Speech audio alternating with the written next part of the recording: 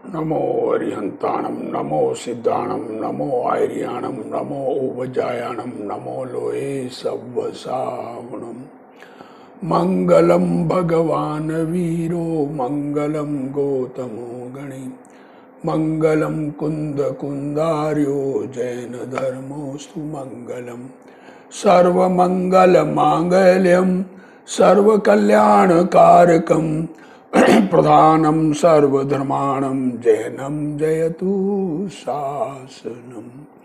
नमो तीर्थनायकने नमो ओंकारनादने ओंकार संगर्यो जैने नमो ते कुंद कुंदने अहो उपकार जिनवरनो कुंदनो ध्वनि दिव्यनो जिन कुंद ध्वनि आप्या अहो ते गुरु कहाननो।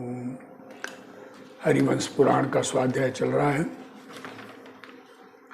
अभी तक आदिनाथ भगवान तक की स्टोरी आई। अब आदिनाथ भगवान की स्टोरी लिख के उनके कल्याणक हुए, वैसे ही कल्याणक 24 तीर्थंकर के होते हैं, यह बात भी आ गई। और वंश किस प्रकार से वंशों की उत्पत्ति हुई उसकी बात आई। अब हरिवंश की उत्पत्ति, उसका कथन आएगा। हरिवंश पुराण है तो हरिवंश की उत्पत्ति कैसे हुई उसकी बात कहना चाह रहे देव गौतम स्वामी।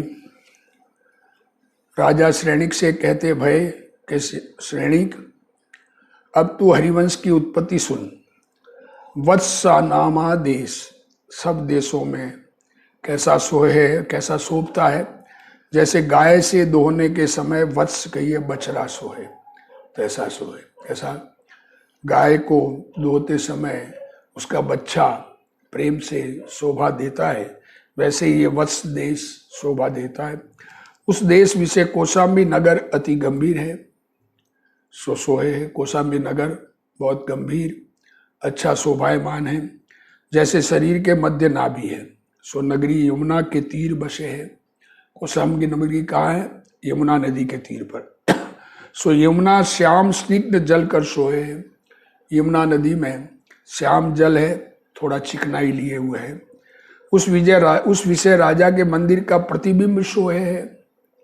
सो वह यह पूरी वप्र कहिए परकोटा, और प्राकार कहिए कोट, और परिका कहिए खाई। देखो क्या कह रहे हैं?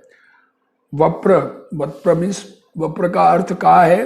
परकोटा, चारों ओर परकोटा है। और प्राकार मतलब परकोटे के ऊपर जो कोट बने हुए हैं हो, और पारिखा मतलब उसके कोट के चारों ओर खाई। उनकर वेष्टित सोए है, और पूरी मंदिर रूप मुख कर आकाश विषय उद्योत करे है। जिनके महल उच्चता कर मेघ मंडल को स्पर्श है, बड़े बड़े महल अंदर में है। यह पूरी स्निग्धा कहिए स्नेह की भरी है। स्निग्धा मतलब स्नेह, स्निग्धा, स्निग्ध का अर्थ तेल होता है, स्निग्ध का अर्थ स्नेह भी होता है। वह पूरी अंधेरी रात्रि विषय दोषाकार, जो चंद्रमा उसकी किरणों कर नहीं प्राप्त भय प्रकाश जा विषय, तो भी रत्नों की ज्योति के समूह कर प्रकाश रूप हो रही है। बहुत रत्नों की शोभा है अंदर, चंद्रमा हो या नहीं हो, रत्न शोभायमान होते हैं उस नगरी में। और पूरी अंधेरी रात्रि विषय भी रत्नों की कांति कर उद्योत को धरे। उसका पति राजा सुमुख, कौन है? उस नगरी का राजा सुमुख। सो महासुखी, और जिसके सुखी का मतलब पुण्यवान। ये सुखी का देखो, सुख, वास्तविक सुख तो आत्मा के अनुभव से, आत्मा में से मिलने वाला है। पर लोक में सुखी उसको ही कहते हैं जिसके पुण्य का उदय हो। और जिसके राज में सकल प्रजा सुखी, सो राजा सुमुख का प्रताप सर्व राजाओं पर प्रकट होता भया। जैसे सूर्य अपनी किरणों कर मंडल को प्रकाश रूप करे, सब दिशाओं में सूर्य की किरण विस्तरे, तैसे राजा अपने सूर्य समान अपने कर रूपी किरणों कर सर्वत्र उद्योत करता भया। इसका हाथ सबों पर पड़ा, सब इसके वश भय। सारा देश उसके कंट्रोल में है। इस कहने का मतलब राजा के कंट्रोल में नगर पूरा है। और इसका धनुष अपने गुण कहिए पिंच कर इंद्र धनुष को जीतता भया। जो धनुष है, धनुष चलाते हैं तो इंद्र भी हार जाए, इतना धनुषवान, ऐसा करके उसकी शोभा की गई। कैसा है इंद्रधनुष, जिसके गुण कहिए फिड़च नहीं, निर्गुण है और वर्ण संकर दोष कर युक्त है, जिस विषय नाना प्रकार के वर्ण मिले हैं। राजा का धनुष वर्ण संकर दोष से रहित है और गुणों कर युक्त है। धनुष बहुत बढ़िया है, उसके राजा के हाथ में धनुषधारी है, ये कहने का मतलब ये। भावार्थ, जो जार जातक होए उसे वर्ण संकर कहिए। सो इंद्रधनुष तो वर्ण संकर उसके दोष को धरे है, इसका धनुष गुण रूप है, दोष रूप नहीं। अब ये क्या कहना चाह रहे हैं, नहीं हमारे ख्याल में आया। और इस राजा को काम की उपमा दीजिए। सो काम तो अनंग रूप, उसका रूप दृष्टिगोचर नहीं, काम का रूप कहते हैं, पर काम को तो देख नहीं सकते। और ये राजा महासुंदर शरीर, नव यौवन, देखने योग्य अंग जिसका, सो काम उपमा कैसे पावे। हाँ, सो राजा धर्मशास्त्र के अर्थ विषय प्रवीण, धर्मात्मा है राजा, और विशेष कला विशेष गुण उनको धरे, और दुष्टों का निग्रह और सुजीवों पर अनुग्रह करने विषय समर्थ, और प्रजा का पालक। देखो, दुष्टों को हटा दे और अच्छे लोगों को पर प्रेम करे, और प्रजा को आपकी पालना करने वाला राजा है। मतलब ऐसा है कि राजा बहुत कंट्रोलिंग पावर वाला और अच्छा है। सो राजा 6 ऋतु के भोग भोगवे, जो ऋतु आवे उसमें उसी की सामग्री पूर्ण होए। 6 ऋतुओं के भोग, कुल 6 ऋतुआं कही है, 2-2 महीने की एक एक ऋतु। कैसा है राजा, नहीं है धर्म अर्थ की कमी जिसके, धर्मात्मा है, पुण्यवान है और धनवान है, अर्थ की कोई कमी नहीं है। मतलब राजा अच्छा पुण्यवान राजा हो, धर्मात्मा राजा हो, तो प्रजा से कर वसूली कम करनी पड़े। और जिसके अनेक जे रानी, वे भाई कमल वन की पंक्ति, उन विषय भ्रमर हो रहा है।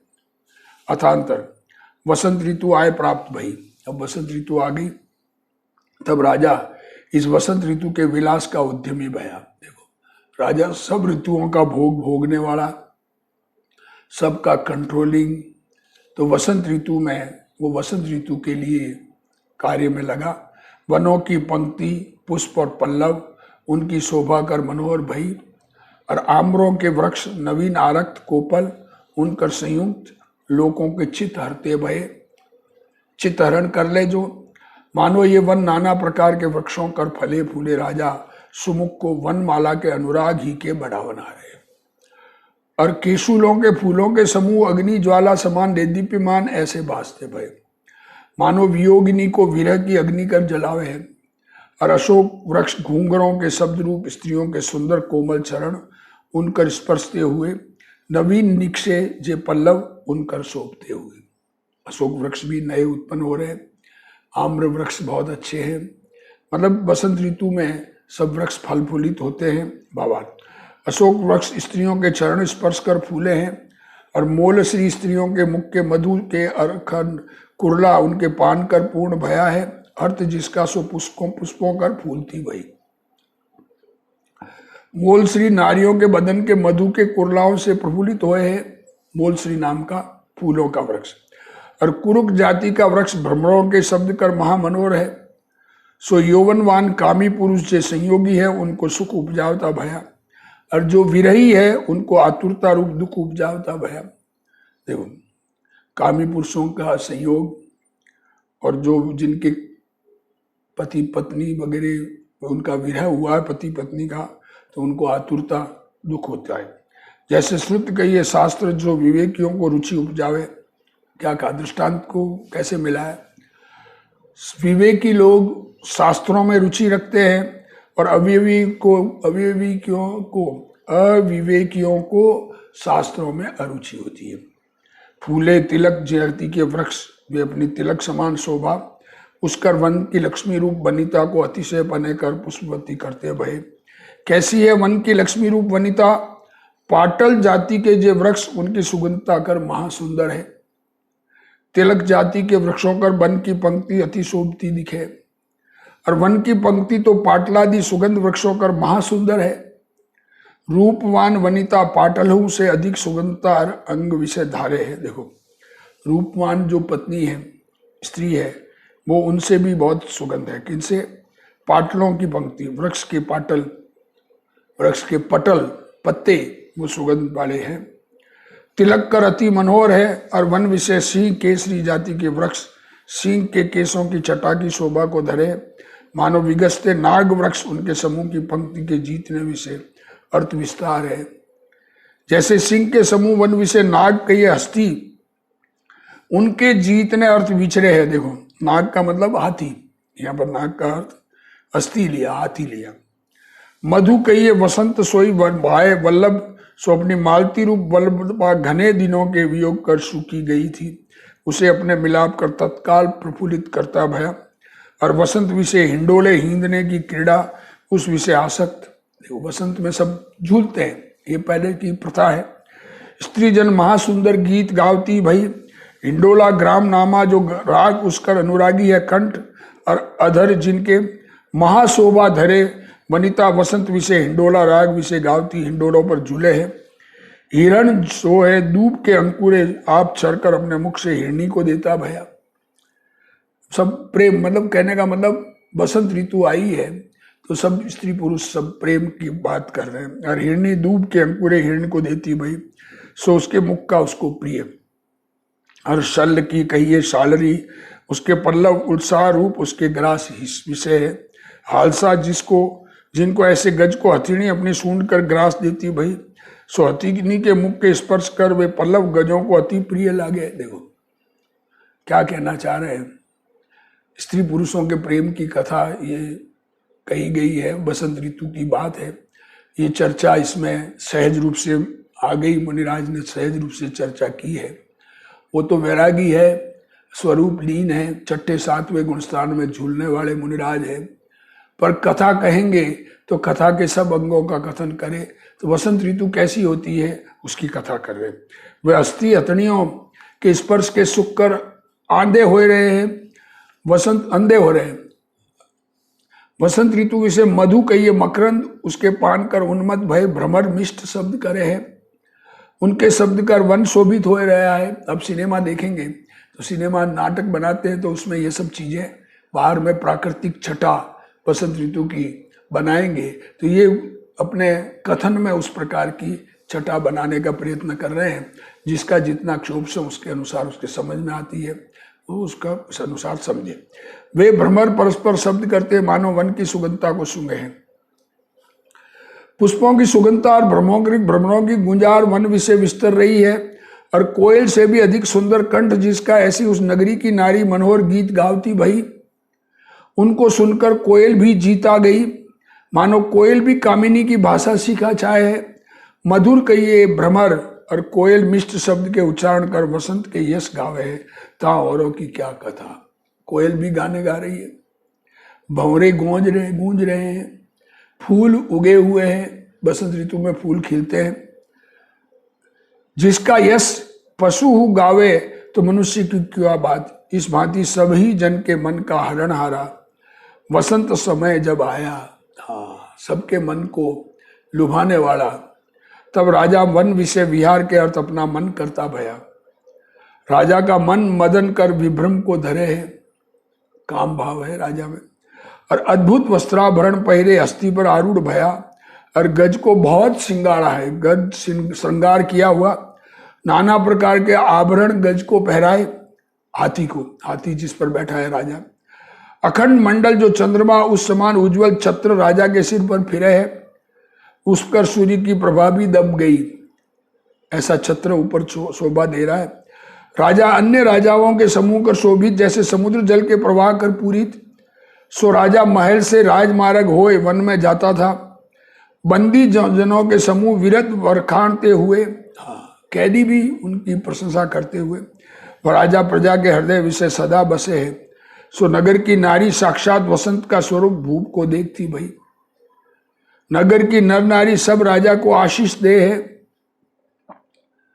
अच्छा राजा हो तो सारे लोग उसकी प्रशंसा में लीन रहते हैं। जो तुम वृद्धि को प्राप्त हो सदा आनंद रूप रहो। हाथ जोड़ शीश नवाए नमस्कार करे हैं। राजा को देख लोग आनंद कर भर गए हैं। उस समय स्त्रियों के समूह में एक स्त्री नेत्रों के अंजुलि का नृप का रूप अमृत अति रुचि कर पीवती भई। अनेक स्त्रियां मध्य में वह एक चित्त की हरणहारिकारी साक्षात रति समान, सो राजा ने भी निरखी। एक स्त्री को राजा से बहुत प्रेम आया, जिसका मुख चंद्र समान और नेत्र युगल कमल दल समान और होठ किंदूरी समान। देखो अब क्या स्त्री का वर्णन कर रहे हैं। कंठ कोयल समान, कटी केहरी समान और कर कहिए हाथ, चरण कहिए पैर, सब ही अंग प्रशंसा योग्य। सो राजा देखकर अति अनुरागी भया, अपने मन की प्रेरी चंचल दृष्टि उसके वदन पर जाए पड़ी। सो राजा पीछे फेरने को समर्थ न पाया। नृप की दृष्टि लागी सो पीछे न फेरे। जो राजा अति अनुरुक्त हुए बाकी और चितेर रहा। अपने मन में विचारता भया, जो ये कौन की स्त्री है जो रूप पाशी कर मेरे मन को बांधे और खींचे है। ऐसी रूपमान खूबसूरत मेरा मन उस तरफ हो रहा है, ये कौन है। ये नव यौवन मृग नेत्री स्त्रियों की सृष्टि विषय अनुपम है। ये मन की हरणहारी जो न भोगूं तो मेरा नव यौवन ऐश्वर्य सब वृथा है। ऐसा मन में विचार आया। परदारा का सेवन सकल जगत से वैर करना और अति अयोग्य, यह भी कठिन। दूसरों की स्त्री का भोग ये बहुत मुश्किल। परदारा का भोग धर्मात्मा को नहीं होता है। और मन विषयाभिलाषा कर दौड़ा है। मन तो विषयाभिलाषा में दौड़ रहा है और परदारा के भोग से राजा विमुख है, धर्मात्मा है, उसका थामना भी कठिन। सो दोनों ही बातें अति विषम है। यह विचार कर राजा ने लोकोपवाद सहना तो अंगीकार किया और मन को विषय विकार कर थाम न सका। क्या कहे, कमजोर पड़ गया राजा। राजा का मन उस पर अत्यंत आसक्त भया। तब उसके हरने की बुद्धि करी। राजा मन की व्यथा जीत न सका। क्या कह रहे हो, क्या स्थिति है। कषाय की स्थिति किस प्रकार की होती है, भोगों की लालसा किस प्रकार की होती है और उस लालसा से किस प्रकार के परिणाम होते हैं और किस प्रकार का नया बंध पड़ता है। अरे राजा को विचार नहीं आया। और ऐसा धर्मात्मा राजा, देखो पहले कहा धर्मात्मा राजा है, पर उस समय उसकी कषाय उत्पन्न हो गई।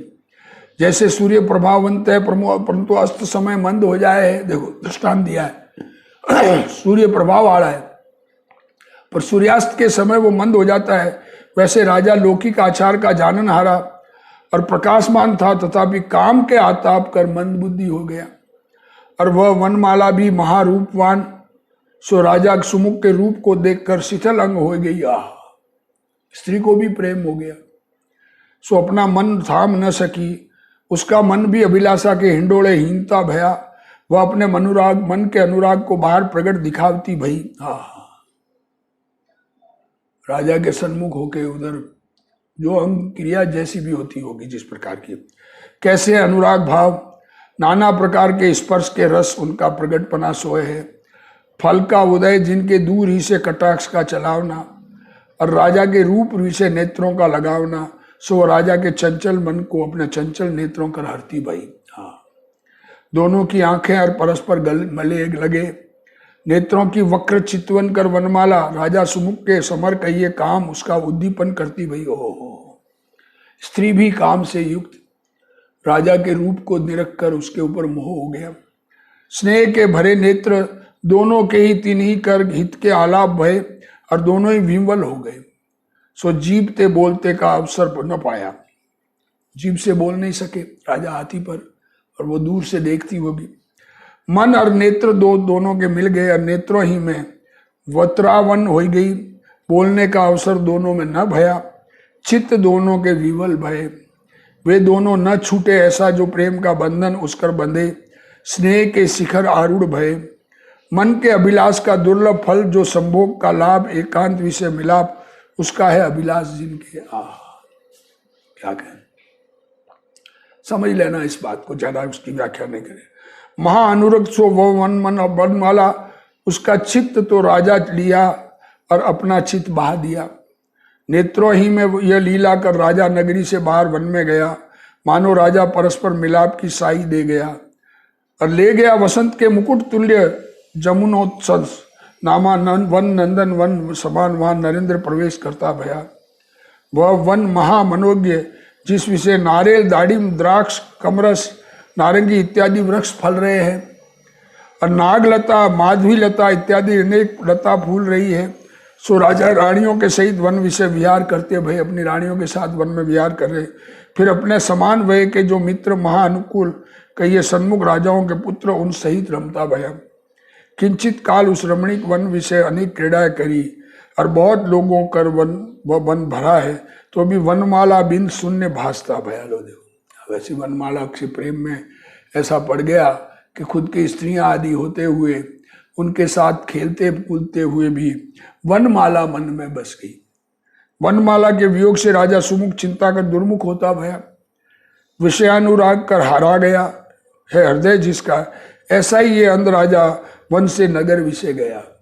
सो राजा किंचित काल सभा विषय शून्य चित्त तिष्ठा। आहा, ऐसा विषयांत, अंध मीन्स विषयों में अंधा हुआ राजा, और सिंहासन पर जाके फिर राजा ने सुमति नाम मंत्री एकांत विषय बहुत विनय कर पूछता भया, हे प्रभु आज चिंतावन क्यों? क्या कह रहे? सुमति मंत्री राजा से कह रहा है, हे महाराज आज आप कुछ चिंता में दिख रहे हैं, क्या बात हो गई?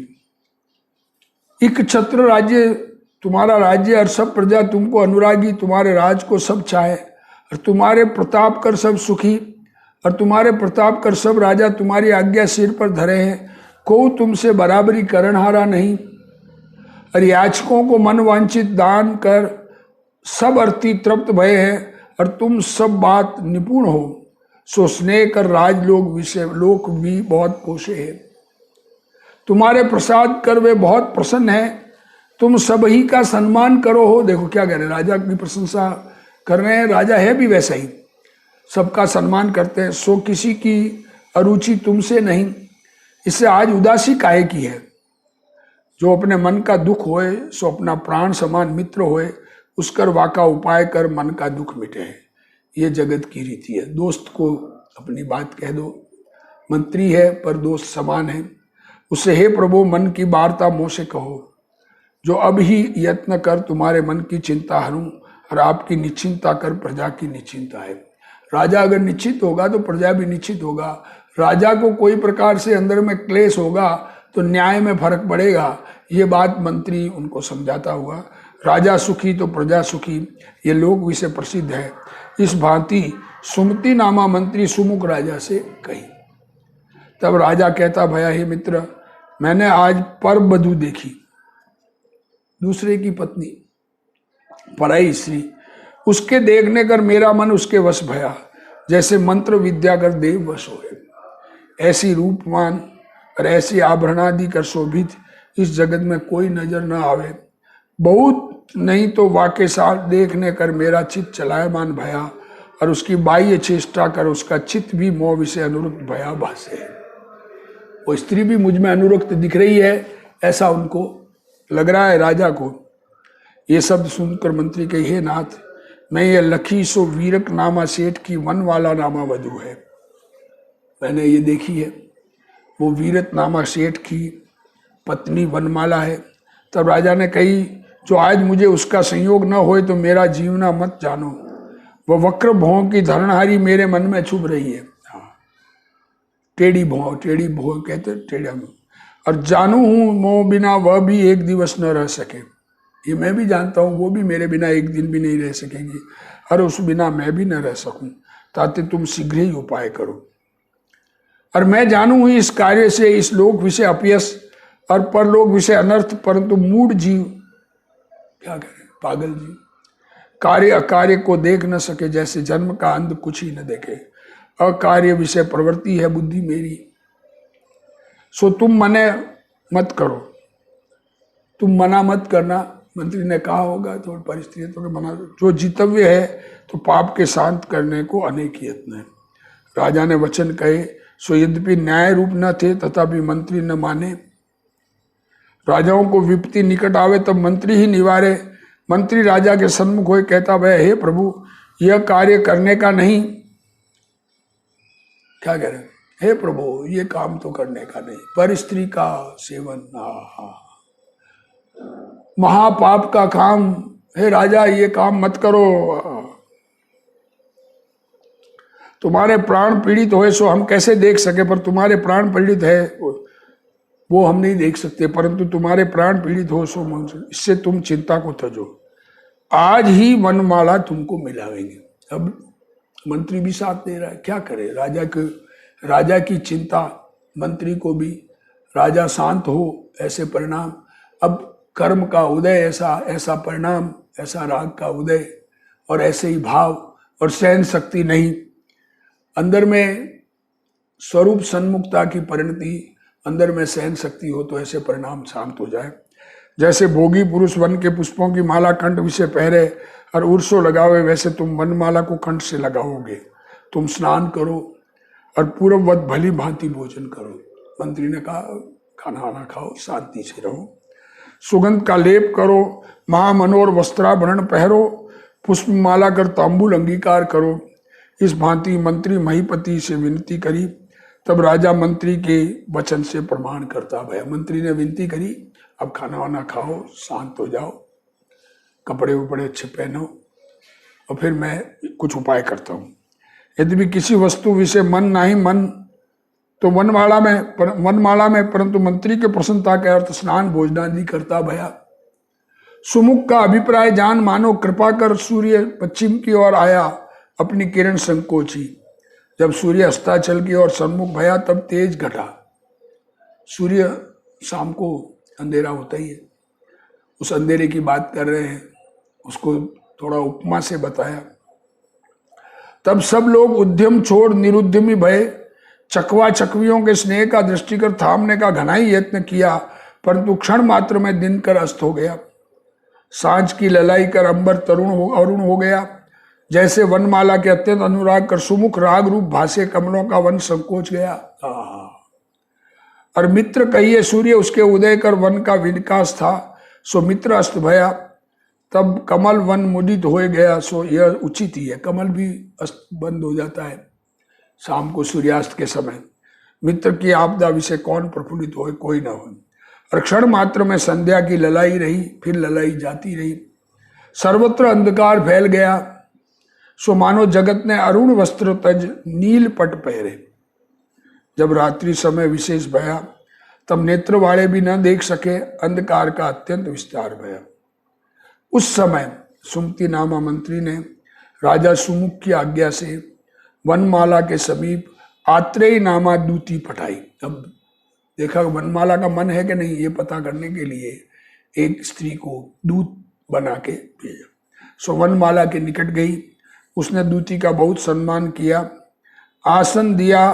तब दूसरी उसकी बहुत प्रशंसा कर एकांत विषय कहती, भाई वह पापिनी दूती अन्याय विषय अति निपुण। क्या कह, दूती भी ऐसी जो अन्याय में निपुण। दूती कहे वनमाला, हे प्रिय, हे वत्से, कहिए पुत्री, आज तू चिंतावती क्यों दिखे? चित्त की उदासी का मुझे वृत्तांत कहो। तू पति सो रूसी है, पति ने तो को रुसाई है? तू पति पर गुस्सा हुई है या पति ने तुझको गुस्से में बनाया है? वीरक सेठ के तो एक तू ही है, कोप का कारण क्या? और कोई और कारण है और दूसरा कोई कारण हो तो बताओ। चित्त का अभिप्राय मुझे कहो। हे पुत्री, सर्व रहस्य विषय मोही परख है, मौको मेरे मन वांछित वस्तु दुर्लभ कहा।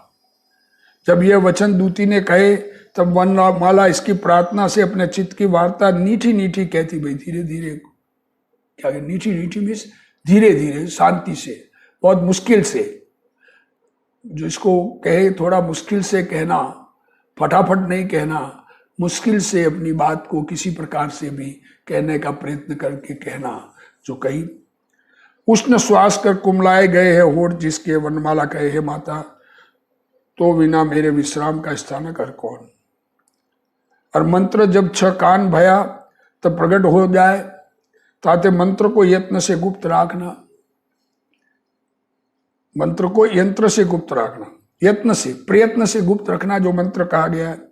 मैंने आज महारूपमान सुमुख राजा देखा, जिस समान सुंदर मुख किसी पुरुष का नहीं, सो देखने मात्र ही से वह मेरे उर विषय आ बसा। ये पूर्व जन्म के कोई संस्कार इसी प्रकार के जो ऐसे भाव आए और मदन ने मेरे उर विषय प्रवेश किया है। सो प्रथम तो यह अभिलाषा दुर्लभ, ये कार्य बहुत दुर्लभ, फिर इस कार्य के शत्रु अनेक, उनकर हो न सके, और ये दुष्ट हृदय उसकी अभिलाष रूप अग्नि जीव को दाह उपजावे है, सो मिटे नहीं। मतलब वो भी इच्छुक है भोग की। मेरा हृदय चंदन के लेप कर लिप्त भया भी दाह को नहीं तजे है, और बाहरला उपचार माइले दाह को कैसे मिटे, बाहर का उपचार अंदर के दाह को कैसे मिटे। भीगे वस्त्र मेरे अंग से लगाइए तो तत्काल सूख जाए, इतनी गर्मी शरीर में हो गई है। काम ज्वर जिसको कहते थे। अति उष्ण विषय अल्प शीत का स्पर्श क्या करे, पल्लवों की सेज भी तत्काल कुमलाए जाए। ऐसा दाह कर उष्ण गात्र मेरा उस विषय अल्प शीत का करे, उसके अंग स्पर्श बिना मेरे मन का आताप न मिटे। क्या कह रहे हैं, कैसे भाव, पर दूती तो उसकी भेजी हुई। इसे हे माता मोह पर कृपा कर, मेरा महीपति से मिलान होए सो कर, और उनके मन की वृत्ति भी मेरे देखने से मेरे मनोरथ रूप हो गई है। यह तू निश्चय जान, सर्व आकार कर मेरे लखुए में उसके मन की वृत्ति मोहित भई। देखो मेरे देखने में आ रहा है कि राजा भी मुझ पर मोहित है, मैं ये जानी है। इसलिए हे प्रवीणे, हम दोनों कामाग्नि से तप्त है, सो तू एकांत विषय सुख से मिलाए। तू समय की जाननहारी, तप्त वस्तु से तप्त मिल जाए है। ये वचन वनमाला के दूती सुनकर अति हर्षित भई, उसके मन में उसका भाव सूचा गया। तब दूती कहती, भाई हे वत्से, वत्स देश का ईश्वर राजा सुमुख, उसने तुम्हारे पास मुझे भेजी, तेरे रूप कर उसका मन हर गया है। ताते तू चल, मैं तुझे उससे मिला। इस भांति दूती के वचन सुन वनमाला अति कामातुर पति के परोक्ष दूती के संग सुमुख पे गई, शीघ्र ही राज मंदिर विषय प्रवेश किया। क्या कह रहे, राजा सुमुख यह सुंदर वदनी मन की हरणहारी उसे निरखकर आदर से कहता भया, आओ आओ, ऐसे मिष्ट वन का वह मोहित इसे मोह रूपी करता भया, और अपने हस्तकर वह मदनापुर वनमाला को निज सेज विषय शयन करावता भया। सो इन दोनों के चरित्र देखने को कैतिक रात्रि गए निशाकर उदय भया। सो चंद्रमा के किरणों के उदय होते कुमुदिनी विकसी, जैसे सुमुख के कर स्पर्श से वनमाला का चित्त विकसे। प्रेम संबंध की वृद्धि के अर्थी वे दोनों विषयाभिलाषी अनेक प्रकार भाव परस्पर प्रकट करते भये। निज स्त्री का सेवन भी जिन श्रुत विषय निषेधा है, वह भी भव भ्रमण का कारण है। क्या कहा, क्या कहे, जिनेंद्र भगवान की वाणी में खुद की पत्नी का सेवन करना भी पाप है, वो भी संसार चक्र में घूमने का कारण है। श्रावक को नहीं रह सकता, इसलिए अपनी पत्नी का सेवन करता है, पर उसको दूसरों की स्त्री सेवन का भाव आया, स्त्री को दूसर पुरुष के सेवन का भाव आया। पाप के लिए कहा बात, परदारा संगम के पाप की कहा, ये तो प्रत्यक्ष ही कुगति का कारण ही है। धिक्कार होवे इस मदन को, जो मन को मोहित कर अधर्म विषय प्रवर्तावे। ये दोनों नाना प्रकार की क्रीड़ा कर श्रम युक्त होए सैया पर बैठे, प्रेम कर बंध्या है चित्त जिनका, विषय की विदग्धता कर हता गया है चित्त जिसका, यह दोनों में निद्रा में लीन हो गए। सो इनका वृत्तांत देखने को मानो प्रभात संध्या प्रगटी, पहली संध्या रात्रि के आगम की अति सुंदर, सो चंद्रमा सहित राग की बढ़ावनहारी होती भई। सो रात्रि समय चित्त की वृत्ति व सुंदर मदनी सुमुख ने नवीन वधु की नाई भोगी। नई पत्नी जैसे जैसे वनमाला पहर रागी पुरुष हर्षित होए, तैसे ये विषयानुरागी वनमाला के संगम कर प्रसन्न भया। राजा सुमुख सेज पर वनमाला सहित शयन करता था, उसे सूर्य सरोवर विषय कमलिनी की नाई प्रबोधित करता भया। राजा की पक्ष प्रबोध कहिए जागना, और कमलों की पक्ष प्रबोध कहिए फूलना। सूर्य के प्रकाश कर राजा जागा और कमल फूले। उदयाचल पर्वत विषय तिष्ठता सूर्य, तिमिर को हर लोक विषय उद्योत करता भया। सूतों को जगावता भया, जैसे जिनराज सिंहराज पर विराजा। अविद्या रूप रात्रि को हरे, मोह रूप तिमिर को मेटे, अनादि काल से सूते को जगावे। भगवान जिनेंद्र देव अनादि के अंधे प्राणियों को, सोए हुए प्राणी को, मोह मदिरा पिए हुए प्राणियों को जगाते हैं। उसी प्रकार ये सूर्य सबको जगाता हुआ प्रतिबुद्ध कर भव्यों के हृदय रूपी कमल प्रफुल्लित हुए। भगवान के प्रतिबोधन से सबके हृदय प्रतिफुल्लित होते, तैसे सूर्य के उदय कर लोग जागे और तिमिर भागा। अब क्या करें, ये 14वां सर्ग अरिष्ट नेमि पुराण संग्रह हरिवंश जिनसेनाचार्य कृत सुमुख वनमाला संभोग वर्णो नाम चतुर्दश संग। अब 15वां सर्ग में क्या होता है इसका, अब ये पर स्त्री भोग और उसके फल में उस समय राजा का क्या हाल होता है, नगर का क्या हाल होता है, ये वर्णन अब करेंगे। हरिवंश की उत्पत्ति कैसे हुई उसको बताने के लिए ये आगे चलेगा, इस कथन आगे चलेगा। अभी जिनवाणी स्तुति। हे जिनवाणी भारती तो ही जपे दिन रैन, जो तेरा शरणा गए सो पावे सुख चैन। जा वाणी के ज्ञान ते सूझे लोकालोक, सो वाणी मस्तक नमो सदा देत हूँ ठोक। जिनवाणी मात की जय।